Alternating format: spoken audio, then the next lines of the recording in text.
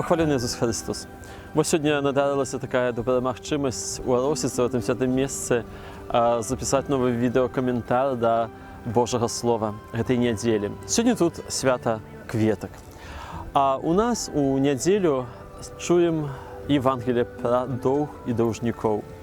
Там вельми шмат ёсць тэму, але я хацеў бы засяродзіцца менавіта на постаці гэтага эканома, несправядлівага эканома, які рыхтуецца даць справаздачу і ведае, што гаспадар яго нейкім чынам будзе судзіць. Невядома, чым это закончыцца. І таму глядзіць на даўжнікоў і распараджаецца маёмасцю таго ж гаспадара, кажучы, што спішы свой доўг. Колькі ты павінен? Столькі-то. Напішы палову. Браты і сёстры, вось мы цяпер перажываем год міласэрнасці. З такім аптымізмам яго пачалі год міласэрнасці. Імкнуліся ў брамы і гэту браму праходзім з пачуццём, напэўна, вялікай грэшнасці і з вялікай надзеяй, што Бог мне прабачыць. Вось паволі можна сапраўды сёння нейкую падвесці рысу майго года міласэрнасці, слухаючы гэта Євангелле. Я збліжаюся да брамы міласэрнасці, як хто? Безумоўна, як несправядлівы эканом, які шмат натварыў у сваім жыцці і са свядомасцю таго, што Бог сапраўды можа са мной разлічыцца. Падыходжу да брамы міласэрнасці са свядомасцю гэтага вялікага доўга, які ніколі не заплачу Богу, ніколі не змагу яго аддаць. І сёння варта было б падлічыць, Божа, колькі ж я сапраўды ўсяго зарабіў у сваім жыцці, і ты, як справядлівы суддзя, можаш мяне судзіць вельмі строга. Але вось бачым сённяшняе Євангелле, твае даўжнікі. Адзінае, што можа цябе ўратаваць ад суда гэтага твайго пана, это тое, што ты можаш прабачыць доўг. Можаш спісаць гэты доўг, які носіш у сваім сэрцы.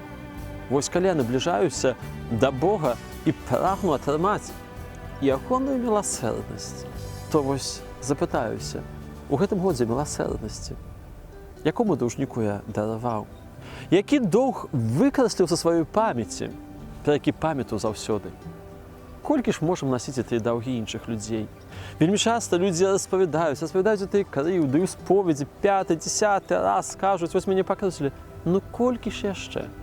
Ну колькі мы будзем насіць тыя даўгі, і што? Няцём гэты доўг іншага чалавека ў сэрцы і пераходзім браму міласэрнасці. Кожныя дзверы святыні могуць заўтра быць для мяне брамай міласэрнасці, калі іду, выходжу і думаю пра мой вялізны доўг. Зрэшта, яшчэ вельмі цікавы факт, што гэты несправядлівы эканом, ён распараджаецца чужой маёмасцю. І гэта, вось, глядзіце, прыгожы сімвал таго, што мы, прабачаючы, можам таксама распараджацца нейкім чынам Божай ласкай. Прабачаючы, даём як бы падыход чалавеку да Божай ласкі і самі ідзём да гэтай ласкі. Па сутнасці, перад кім чалавек так напраўду правініўся? Перада мной, перад Богом. Таму не з'яўляюся распарадчыкам сваёй уласнасці, а прабачаючы, таксама, у нейкім чынам, цудоўным чынам бяру ўдзел у той вялікай ласцы міласэрнасці Айца, які прабачае. Таму вось гэты доўг няхай можа стане для нас у сённяшні дзень, калі чуем гэта Євангелле, знакам запытання для мяне.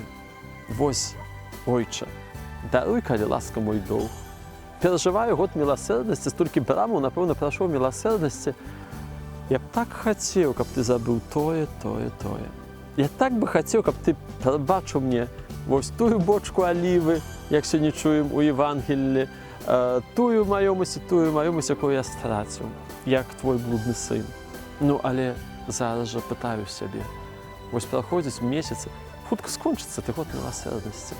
Дык вось менавіта. Ёсць тыя даўжнікі, якім прабачу я. Ёсць доўг, які існаваў у маёй свядомасці, а ўжо не існуе. Ці зрабіў я эту справу, эту працу міласэрнасці, ці скрэслю ў сваім сэрцы, у сваім свядомасці хоць бы аднаго даўжніка, хоць бы адзін доўг, хоць бы штосьці, што насіў сабой гадамі. Калі не, то год міласэрнасці для мяне яшчэ не пачаўся. Няхай жа пачнецца з нашай працай. Пахвалены Ісус Христос і да новых сустрэч.